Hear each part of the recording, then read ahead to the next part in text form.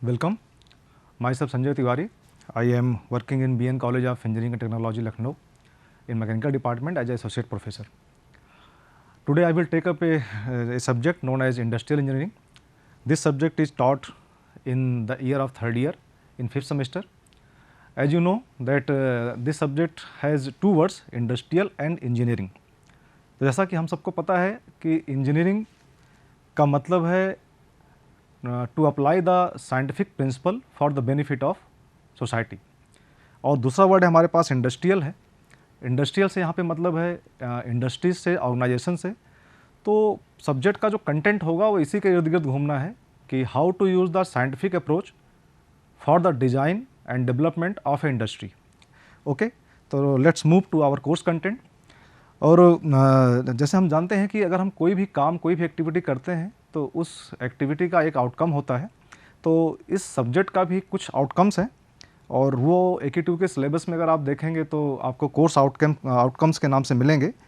तो you can see that in the slide that there is 5 course outcomes listed in the slide, और इसको हम ज़रा जल्दी वन बाय वन एक बार डिस्कस कर लेते हैं.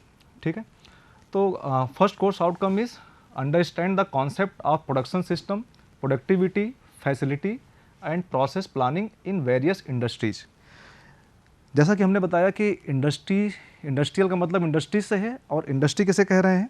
ऐसी कोई भी जगह जहाँ पे कुछ लोग मिले, कुछ मनी इन्वॉल्व हो, कुछ फाइनेंस इन्वॉल्व हो, एनर्जी इन्वॉल्व हो, टाइम इन्वॉल्व हो, मशीन इन्वॉल्व हो, और उसके बाद कुछ बन के सामने आ जाए. तो जो बन के सामने आ रहा है that is known as product. Sometimes ये टेंजिबल होता है, sometimes it is intangible, means से दिखाई नहीं पड़ता. जब दिखाई नहीं पड़ता तो इट मीन्स क्या है? It is like a service. ठीक है. जैसे हॉस्पिटल में जाएँ तो हॉस्पिटल से आप कुछ लेके नहीं आएंगे, but you are getting a service.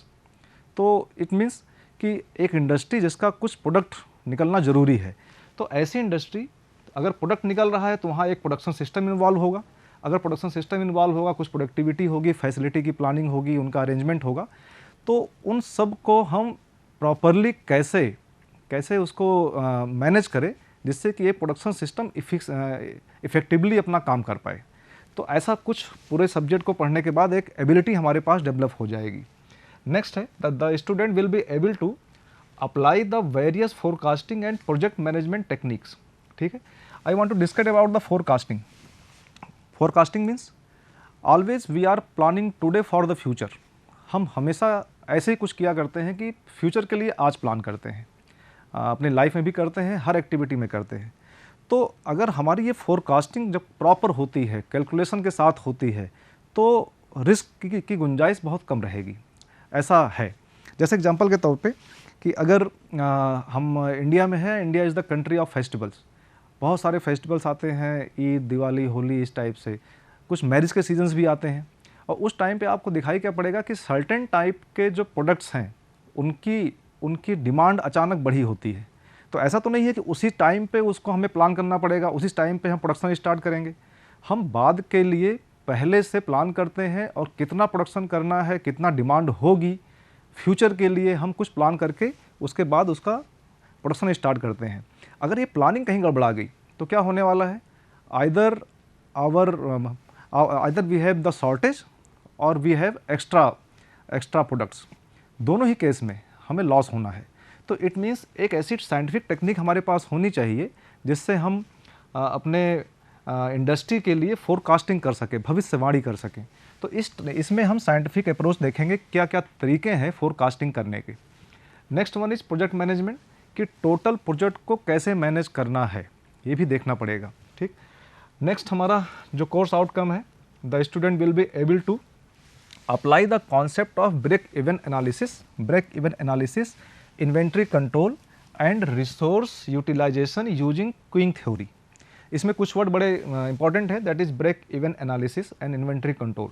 I want to give some light on this. What is break even analysis? Break even analysis means जब भी हम किसी इंडस्ट्री की सेटअप करें तो या कुछ प्रोडक्शन करें तो उसमें कुछ ना कुछ कॉस्ट इन्वॉल्व होती है. एग्जांपल लें, सपोज दैट एक पर्सन है जो एक वेल्डिंग फैब्रिकेशन शॉप खोलना चाहता है.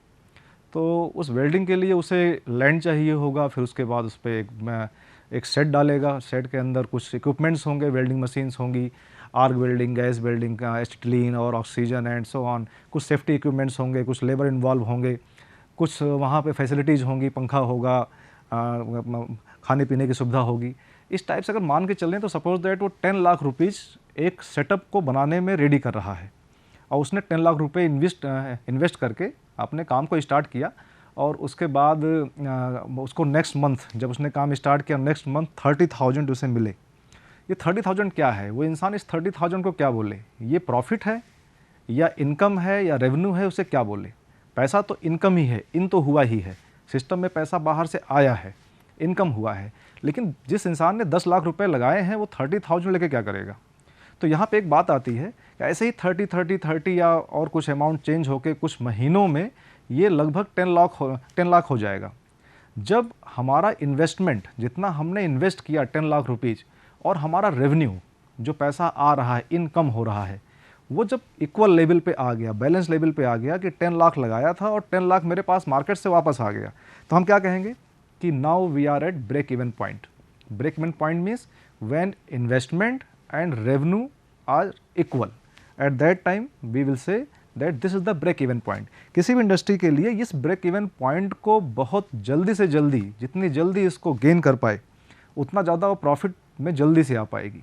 तो इट मीन्स इसकी एनालिसिस करना है कि इस ब्रेक इवन पॉइंट को कितनी जल्दी, कितनी अर्ली टाइम पे हम इसको गेन कर पाएँ, क्योंकि बहुत लंबा अगर टाइम निकल जाता है तो किसी भी इंडस्ट्री का सर्वाइवल मुश्किल हो जाता है। बहुत टाइम तक हम लॉस में इंडस्ट्री को चला नहीं सकते। ठीक है, नेक्स्ट है इन्वेंट्री कंट्रोल। इन्वेंट्री मीन्स क्या है? इन्वेंट्री का मतलब होता है कि ऐसा कोई भी प्रोडक्ट जो नॉट इन यूज है, नॉट इन यूज है, और जिसे हम स्टोर करके रखे हैं। जैसे आप अपने घर में देखें तो घर में बहुत सारा सामान ऐसा पड़ा है जिसको आप यूज़ नहीं कर रहे हैं। जैसे आप किचन में जाएं तो किचन में आपका, अगर आप कहें तो आपके घर में पर डे का जो आटे का कंजम्पशन है, मान लेते हैं 1 kg है, लेकिन हर घर में करीब 15 से 20 किलो का आटा रखा हुआ है। इट मीन्स 18-19 kg तो आपने प्रोडक्ट वो रखा हुआ है जिसका अभी आज यूज़ नहीं है, उसका कल होगा यूज या बाद में कभी होगा। तो ऐसे ढेर सारे प्रोडक्ट हमें इंडस्ट्री में भी रखने पड़ते हैं जिनका यूज हम अभी नहीं कर रहे हैं, फ्यूचर में करना है, लेकिन रखना मजबूरी है। तो ऐसे प्रोडक्ट के लिए क्या उस पर कोई कॉस्ट नहीं इन्वॉल्व होगी? बिल्कुल इन्वॉल्व होगी। जैसे सपोज दैट मान लीजिए कहते हैं आपके पास, आपने स्टोर खोला एक बाइसिकल का, तो सपोज दैट आपका जो पर डे बाइसिकल का जो सेल है वो 5 बाइसिकल पर डे की है। तो एक ऑप्शन तो हो सकता है ना कि 5 बाइसिकल हम अपने डीलर से लें, उसको सेल करें, तो हमारे पास ना हमें स्पेस चाहिए ज़्यादा, ना उसकी सेफ्टी करनी, कुछ नहीं करना है। लेकिन हम रखते कितने हैं? हम रखते हैं 50 बाइसिकल। 45 बाइसिकल हम अपने स्टोर में रखे हैं कि इसलिए कि हमें हमारा डिमांड के बारे में एग्जैक्टली नहीं पता है। हो सकता है कल 10 बाइसिकल निकल जाए, तो इसलिए हमें कुछ ना कुछ रखना पड़ता है। लेकिन जो हम स्टोर कर रहे हैं, क्या इस पर कोई कॉस्ट नहीं इन्वॉल्व है? इस पर कॉस्ट इन्वॉल्व है। 45 बाइसिकल की कॉस्ट, जो प्रिंसिपल अमाउंट है, वो इसमें इन्वॉल्व है। अगर वो पैसा हमारे पास होता तो हम कहीं और इन्वेस्ट करते, कुछ और इनकम होती। कुछ नहीं करते, बैंक में रखा होता, उस पर कुछ इंटरेस्ट मिलता। तो एक कॉस्ट तो आपका जो प्रिंसिपल अमाउंट है वो इन्वॉल्व हो गया। उस साइकिल को अपने वहाँ स्टोर में रखने के लिए हमें लैंड चाहिए, उस लैंड की कॉस्ट इन्वॉल्व होगी। ठीक है, उसकी सेफ्टी के लिए उसमें हमको सेफ करना रखना है उसको, तो सेफ रखना है तो सेफ्टी के लिए कुछ ना कुछ करेंगे, वो इन्वॉल्व होगा। ऐसा भी हो सकता है, हो भी जाता है कई बार कि हमारा जो प्रोडक्ट है वो रखा रह जाएगा और टेक्नोलॉजी कुछ चेंज हो गई, लोगों का कुछ टेस्ट चेंज हो गया, अब वो प्रोडक्ट सेल ही नहीं हो रहा है ना, मार्केट से वो आउट हो गया, तो ऐसे में वो भी बिल्कुल लॉस हो जाएगा। तो इट मीन्स ये जो इन्वेंट्री कंट्रोल है, इसको हमें कैलकुलेट करके रखना पड़ेगा, और ये बहुत ज़्यादा कॉस्ट इसमें इन्वॉल्व होती है, इसलिए उस कॉस्ट को हमें इकोनोमाइज़ करना पड़ेगा, उसको ऑप्टिमाइज़ करना पड़ेगा। अगर मैं यहाँ पे एक एग्जांपल लूँ तो आप अपने घर में देखिए, अपने घर में आपका एक किचन है, उस किचन में कितने प्रोडक्ट हैं आप काउंट नहीं कर सकते। छोटे से मसाले से लेकर आटा दाल चावल देखें तो इतने ढेर सारे प्रोडक्ट हैं, और उसमें वो एक किचन में वो सारी एक्टिविटी होती है जो कि एक किसी बड़ी इंडस्ट्री में होती है। उस बड़ी इंडस्ट्री में उसको मैनेज करने के लिए मल्टीपल लोग्स हैं, मल्टीपल पीपल्स हैं, बट उस किचन में केवल हमारी आपकी माँ है ना, और उसको मैनेज कर रही हैं। तो आप देखें ना कितना स्मूथली मैनेज करती है। उनको पता है कि मुझे कितना सामान अपने घर में एक्स्ट्रा रखना है, उनको पता है कि हमारा इन्वेंट्री सिस्टम कितना होना चाहिए, उनको पता है कि ब्रेक इवन पॉइंट कब आएगा, वो सब कुछ सारे चीज़ें इसमें रहेंगी। तो इसलिए मैं इस सब्जेक्ट को जब आगे लेके चलूँगा तो इसमें बार बार मैं उस किचन का एग्जांपल ज़रूर लूँगा। आप भी उसको विजुलाइज़ कर पाएंगे क्योंकि इंडस्ट्री में भी आप भी नहीं गए हैं, तो आगे चल के उसको विजुलाइज़ करने में आसानी होगी। ठीक है, तो this is the matter of break even analysis and inventory control. Next, apply principle of work study and ergonomics for design of work system. दो वर्ड यहाँ मैं लूँगा, वर्क स्टडी एंड एर्गोनॉमिक्स।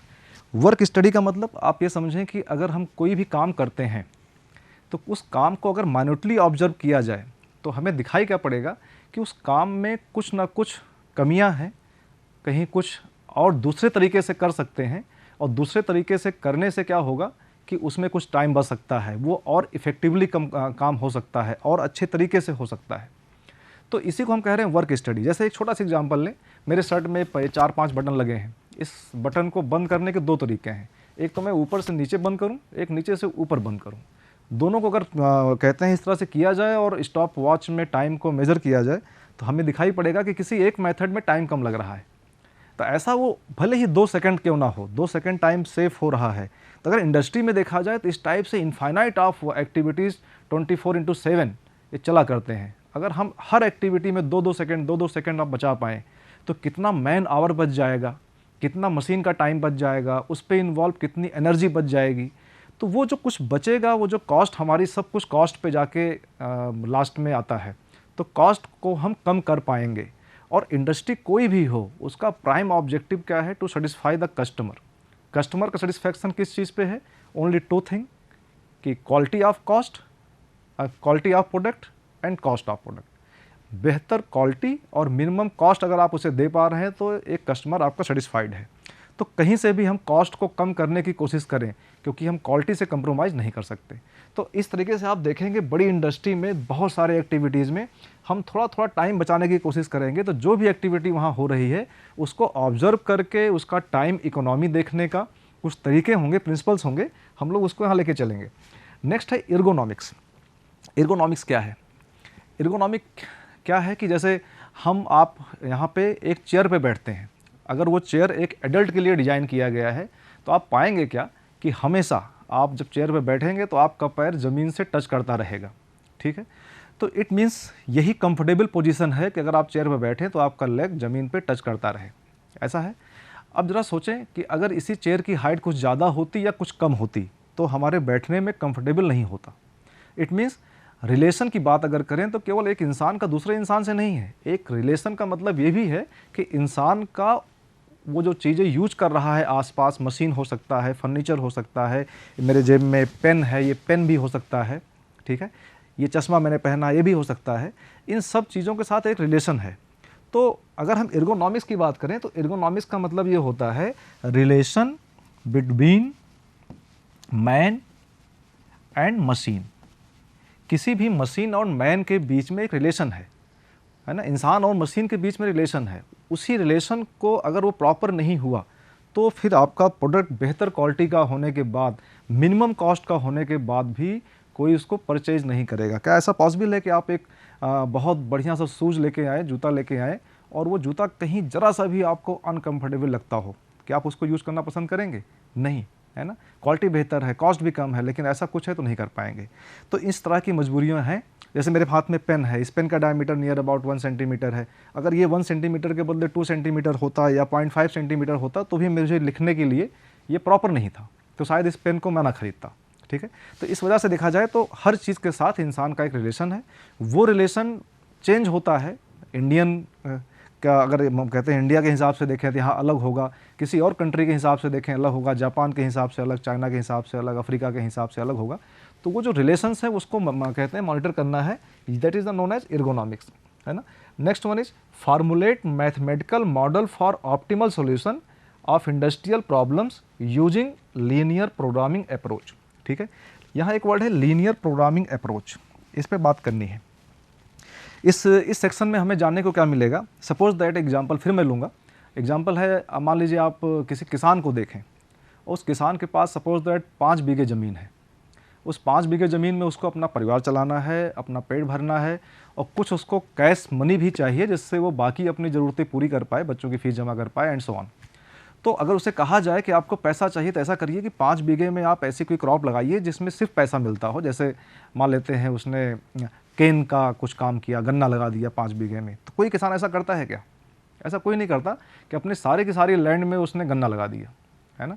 हाँ, नो डाउट गन्ने से cash money मिलेगा, है ना, लेकिन हो सकता है वो जब कैश मनी जब मिले तब तक वो क्या खाएगा, उसको खाने की भी ज़रूरत है, उसको अपना फैमिली भी पालना है, नेक्स्ट क्रॉप की तैयारी भी करनी है। तो इसलिए वो ऐसा नहीं कर सकता। वो क्या करेगा, उस 5 बीघे लैंड को ऑप्टिमाइज़ करेगा। वो देखेगा कि कितने में, कितने एरिया में हम वेजिटेबल्स लगा दें, कितने में राइस का प्रोडक्शन करें, कितने में दाल लगाएं, कितने में गन्ना लगाएं। और ऐसा कुछ उसके पास एक्सपीरियंस है जिससे वो उस पूरे लैंड को ऑप्टिमाइज़ करके एक बेहतर प्रोडक्शन पूरे थ्रू आउट द ईयर लेने की कोशिश करता है। तो इसी को अगर इंडस्ट्री के हिसाब से देखा जाए तो उसी चीज़ को अगर हम मैथमेटिकल मॉडल में ले आएँ जो किसान ने अपने एक्सपीरियंस से किया, तो उसी को हम मैथमेटिकल मॉडल बनाएंगे और देखेंगे कि उसका जो मैथमेटिकल अप्रोच है वो इंडस्ट्री में कैसे काम आएगा, है ना। बहुत बड़ी चीज़ है, इसके बहुत अच्छे मैथमेटिकल टूल्स होंगे जिसको हम लोग यूज करेंगे। तो ये हमारा कोर्स आउटकम था और टोटल सब्जेक्ट के ख़त्म होने के बाद इतनी एबिलिटी एक स्टूडेंट के अंदर आ जानी चाहिए जिससे कि ये सारा काम वो कर पाए। ओके, तो let's go on, move on, next slide. Okay, तो we can see here that industrial word, industrial means a industry, industrial means a industry, industries means organisation. हम इंडस्ट्री या ऑर्गेनाइजेशन किसे कह सकते हैं? तो एक ही पहचान है उसको पहचानने की कि organisation where something is produced, where something is produced और distributed in forms of goods and services, है ना।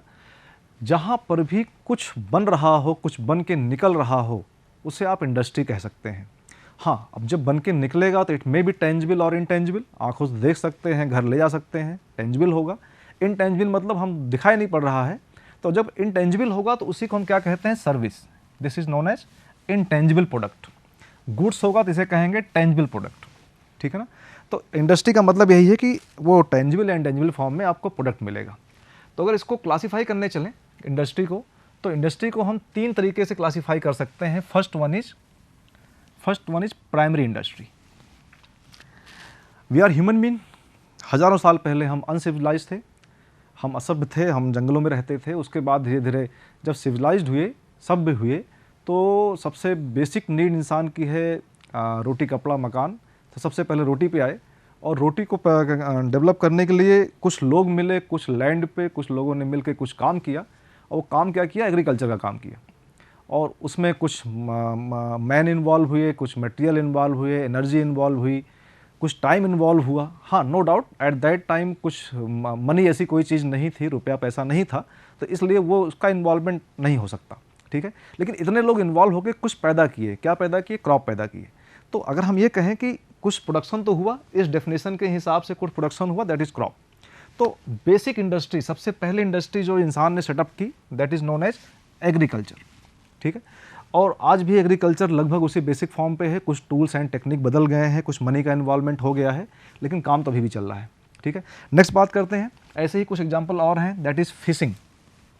फिशिंग मत्स्य पालन, पेट को भरने के लिए फिर से देखा गया तो वो कहते हैं फिश, मछली को पालने लगे लोग, उससे कुछ पैसा कमाने लगे, ठीक है। ऐसे देखा जाए तो माइनिंग, हम लोग कोल निकाल रहे हैं, पेट्रोल निकाल रहे हैं, बहुत सारे बहुत महंगे महंगे स्टोन्स निकाल रहे हैं, माइनिंग फील्ड में है।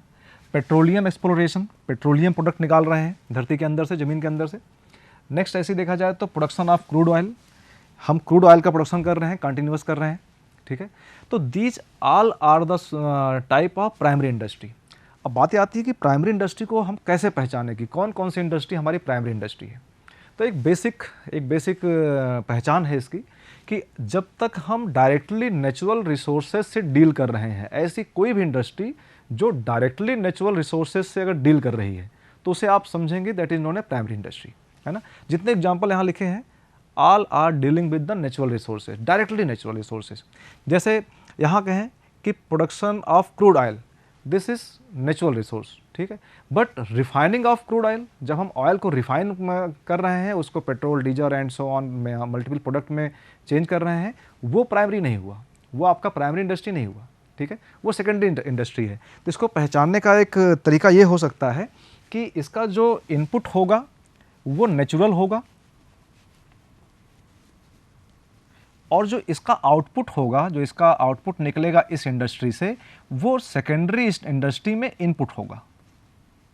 जैसे देखा जाए नेक्स्ट टाइप की इंडस्ट्री हमारे पास क्या है कि सेकेंडरी इंडस्ट्री, यहाँ क्या कह रहे हैं, use output of primary industry. जो यहाँ का आउटपुट है वो इसको यूज करेगा और उसके बाद कुछ और बनाएगा। जैसे अगर आप बात करें स्टील इंडस्ट्री की, तो स्टील इंडस्ट्री कहाँ से आएगी, स्टील कहाँ से मिलेगा, हम आयरन ओर ज़मीन से निकालेंगे, उसको फिल्टर करेंगे, उसको डिफरेंट टाइप की फर्नेसेस में ले जाके स्टील बनाएंगे और स्टील बनाने के बाद same steel will be distributed to multiple types of industry.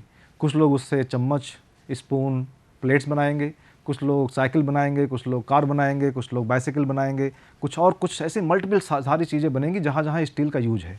तो इट मीन्स स्टील इंडस्ट्री जो आपकी है वो यहाँ से स्टील लेकर उसके बाद उसे कुछ बनाएगी, ऑटोमोबाइल बनाएगा। ऑयल की बात करें तो यहाँ पे प्रोडक्शन ऑफ क्रूड ऑयल है, यहाँ पे ऑयल रिफाइनरी है, प्रोडक्शन करने के बाद रिफाइनरी में जाएगा। तो ये सेकेंडरी इंडस्ट्री हुआ। इसके बाद इसका जो आउटपुट होगा, इस आउटपुट को डायरेक्टली जो हमारा यूजर है उसके पास जाएगा, ठीक है। इसका आउटपुट यूजर यूज करेगा। नॉर्मली देखा जाता है कि प्राइमरी इंडस्ट्री का जो आउटपुट है वो कभी एंड यूजर यूज नहीं करता, है ना। क्यों, आप देखें ना, एग्रीकल्चर से आपको राइस मिला तो राइस एक किसान राइस के फॉर्म में नहीं बनाता, वो तो जब वहाँ से अपना क्रॉप को काटता है उसके बाद धान निकलता है, धान के बाद कुछ प्रोसेसिंग उस पर होगी, उसके कुछ काम और किए जाएंगे किसी इंडस्ट्री में, और उसके बाद आपको फिर फिल्टर साफ़ सुथरा एक राइस मिलेगा। तो इसका आउटपुट यूजर यूज नहीं करता, हम यूज करते हैं सेकेंडरी इंडस्ट्री के आउटपुट को, that is known as output of secondary industry.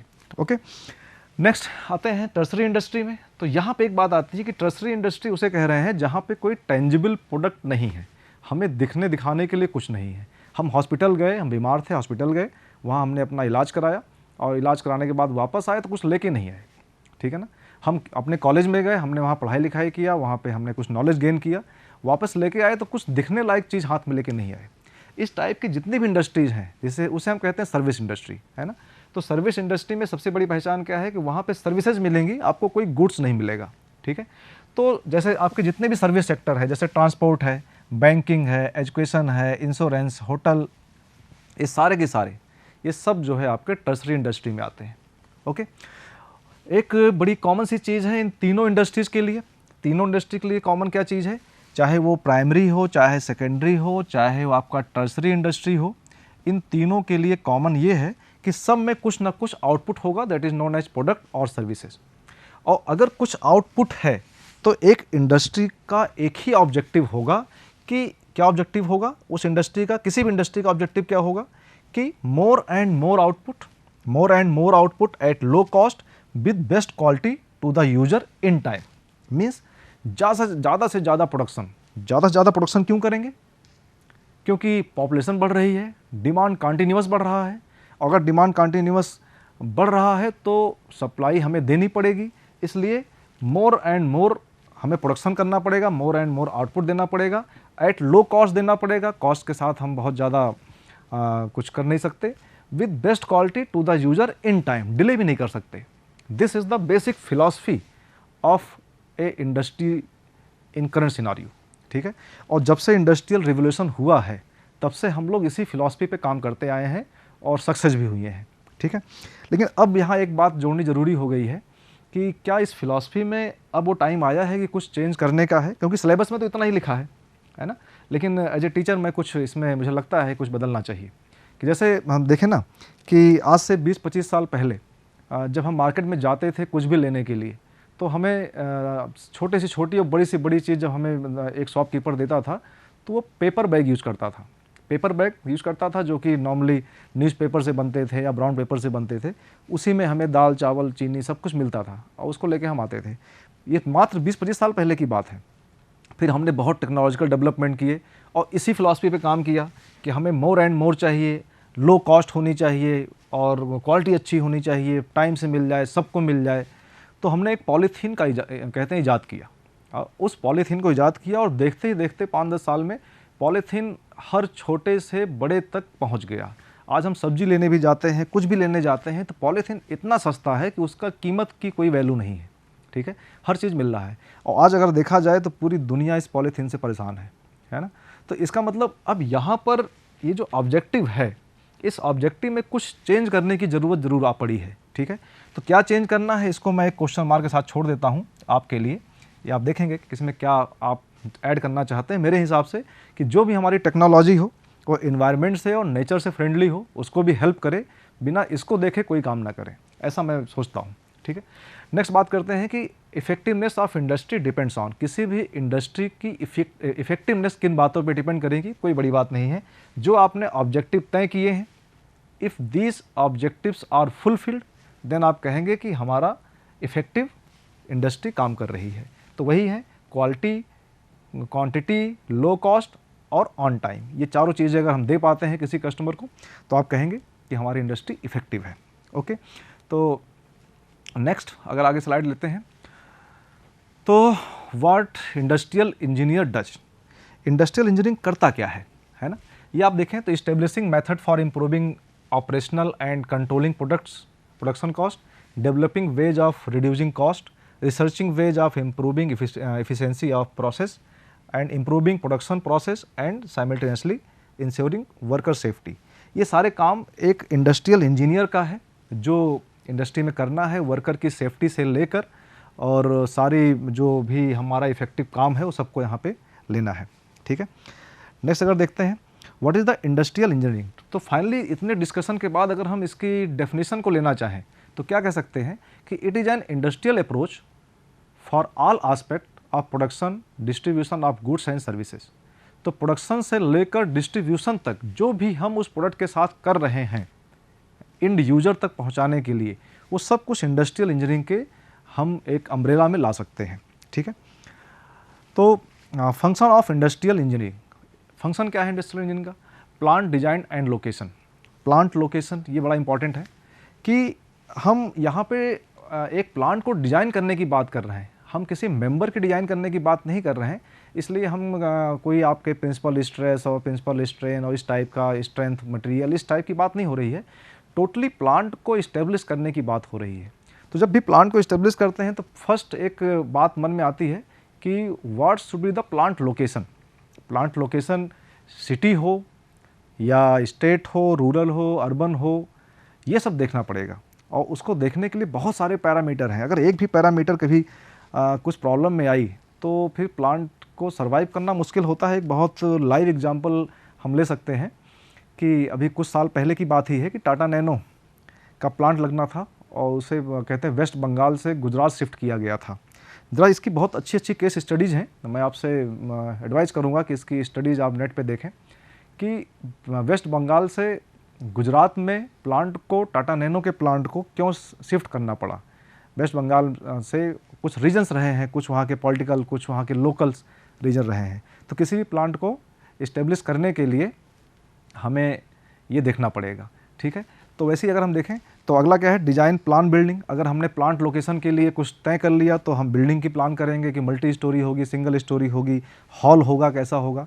Facility layout, उस हॉल में, उस बिल्डिंग में हमारी जो फैसिलिटीज़ होंगी उनका लेआउट कैसा होगा, उनका अरेंजमेंट कैसा होगा, क्योंकि इनफाइनाइट टाइप्स के हमारे पास प्रोडक्ट हैं, उनके बनने के अलग अलग तरीके हैं। अलग अलग तरीक़ों के हिसाब से हमारी जो फैसिलिटीज़ हैं उनको अलग अलग तरीके से हमें लोकेट करना पड़ेगा। यहाँ इसके डिस्कशन होने वाले हैं। Management and operation, total manage कैसे होना है, जो ऑपरेशन है वो कैसे होना है, उसे कंट्रोल करना है। Production planning and control, plan किसे प्लान करना है इंडस्ट्री में, man, machine, material and money, है ना, एनर्जी, टाइम, इन सब को प्लान करना है ना। तो plan for production of goods and services in long term and short term. तो हमारी प्लानिंग कई बार लॉन्ग टर्म भी होती है, कई बार शॉर्ट टर्म भी होती है। तो आज के लिए इस लेक्चर में इतना ही। नेक्स्ट लेक्चर में हम लोग मिलेंगे और कुछ कंटिन्यू आगे बढ़ेंगे। Thank you so much.